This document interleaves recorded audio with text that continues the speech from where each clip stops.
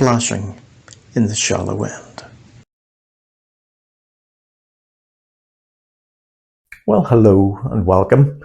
I hope you're doing very well. I'm not too bad. Thanks very much again for asking. Still looking very grey and old, but there's not much I can do about that.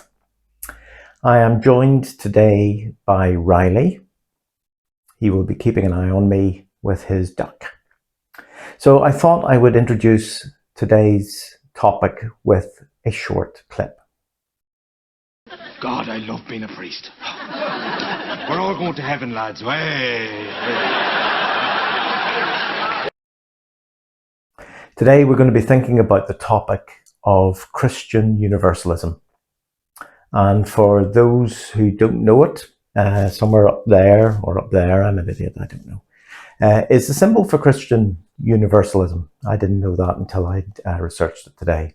I'm not going to be presenting an argument for it. It's not going to be a theological or biblical based argument, though I will, if you want to pause the video, I will put up some of the more relevant Bible verses that they're not the smoking gun for Christian Universalism, but they do point you in that sort of direction.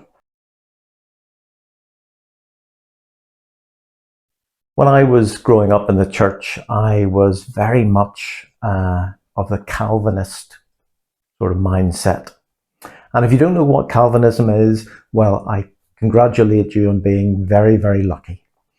Calvinism is sort of summed up by the acronym TULIP. TULIP is total depravity, which means everything is infected by sin. You can't do anything good other than through God's good grace. TULIP. TU, unconditional election. You're chosen for heaven or you're selected for hell, dependent on God's sort of cosmic lottery pick, whatever it is. Limited atonement. Jesus died only for those who were going to be saved anyway, those ones who were picked through unconditional election. Irresistible grace. If you are chosen before the foundation of the world to be saved and to join God in heaven, then you have no other option but to choose God. And P, the perseverance of the saints. That you will never lose your faith, you'll never have doubts or fall away or whatever it is. And that was really Calvinism. It wasn't Calvin himself who thought about this. It was actually, this was sort of an acronym created after his death. But whenever I got a bit older and sort of developed faith a little bit, it didn't sit with me particularly well. It didn't seem desperately fair.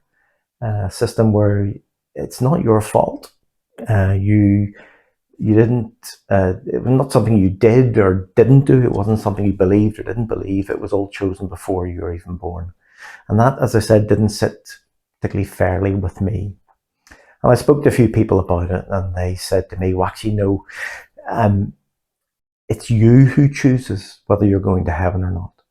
And it's you who chooses whether you're going to hell. And at that point in my life, that seemed a more reasonable sort of situation, didn't it? A more reasonable position to take. But really, again, later on, I thought, well, even then, that's not particularly fair or equal, is it? Now think of it in this way. Say you're a little Muslim kid living out in Saudi Arabia. And you are playing around with your dad's little AM radio and you're swirling through all the different sort of channels and programs on it. And you happen upon a Christian gospel outreach radio station that's being broadcast into the Middle East. And as a little child, you say, oh, what's this? And you listen to it for a little while. And you sort of listen to what it's being said, but you move on. And every day is a normal day for you, other than that listening to that radio station for that brief few seconds. You go to the mosque, as you normally do. You say your prayers 5 times a day, as you normally do, and all these sorts of things like that. And when you come to die, you find yourself in hell. And you say, well, why is this little child in hell? Well, he heard the gospel and he rejected it. Now think of a different situation. You're brought up in a Christian family. You go to church twice a day, and you go to various other little children's meetings and so forth through the week. You hear the gospel not once, not twice, not 3 times, but dozens and dozens and hundreds of times. And you reject it every time you hear it. But it's only later in life that you decide, no, this is something I think I need to be part of. And it's only when you're much, much older that you make a faith commitment and you become a Christian. And when you die, you go to heaven. Does that seem fair? One child hears the gospel once and rejects it.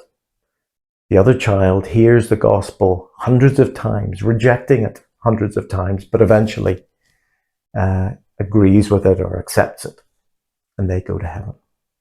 Doesn't quite seem fair, does it? It seems out of character with what we understand of God. And basically, what I understand of God is that God is merciful and just and loving. No, he's not. He is merciful and just and is love. He's not loving, he is love.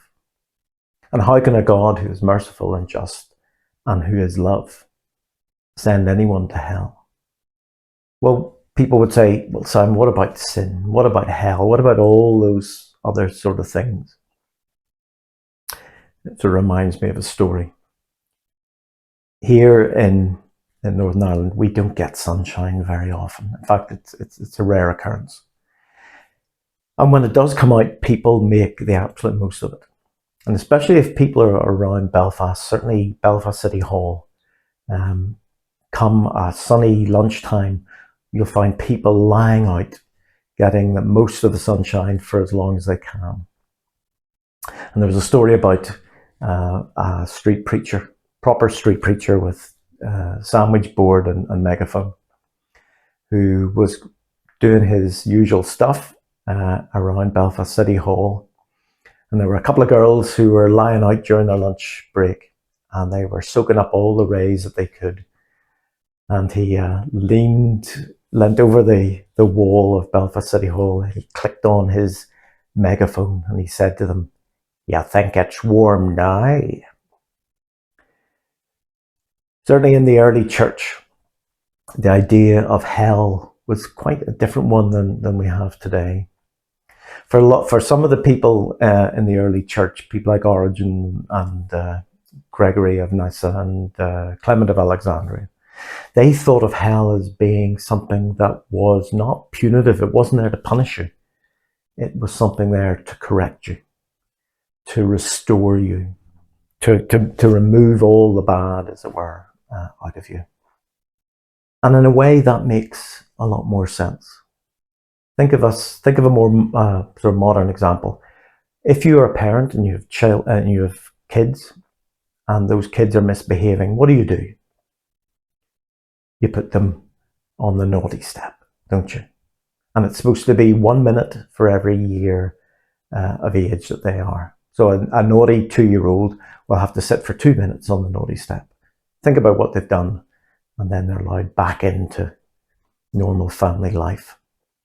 But imagine you put a child on the naughty step for the entirety of their life.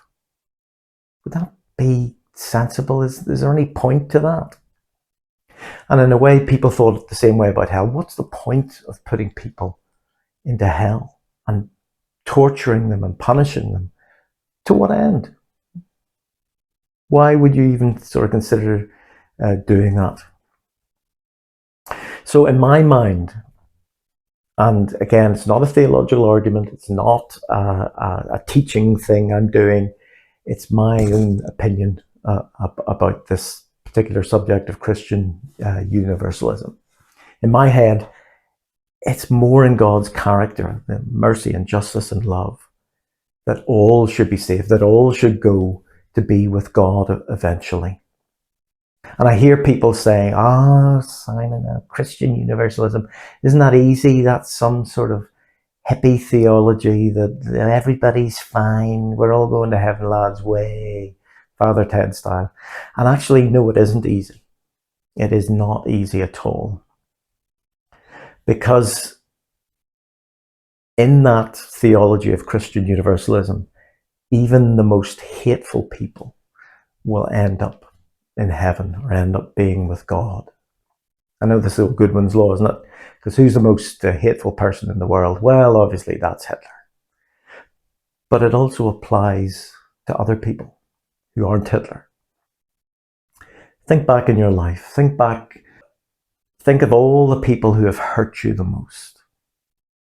Think of all the people that you have hurt. But think of all the people who have hurt you the most, that have caused you pain, that have made you cry, that have ruined your life in whatever way. Those sorts of people are going to be in heaven as well. And that's a difficult one, isn't it? Because in the old way of thinking, it was all very nice and easy. All the good people, they're in heaven. All the bad people, Mr. Hitler again, they're in hell. Nice and easy. Nice and easy. But imagine God's character not allowing something like that. Imagine God saying, even these horrible people are still my children, are still part of my love, are still forgiven by me. And of course, Christian universalism is supposed to have a practical, ethical effect as well. Because if God can give somebody not one chance or a second chance or a third or a fourth or ultimate chances, shouldn't we be doing the same thing? Shouldn't we be showing people grace and mercy and kindness and love to the nth degree? So, in conclusion, and you're so glad that this is a conclusion, Christian universalism is hopeful theology grounded in God's character. And I said I wasn't going to do any sort of theological stuff, but I'm going to leave you with one Bible verse, which comes from Romans 5, verse 20, where Paul said, where sin increased, grace increased all the more. Have a lovely rest of the day doing whatever you're doing. And I'll see you next time. Bye-bye.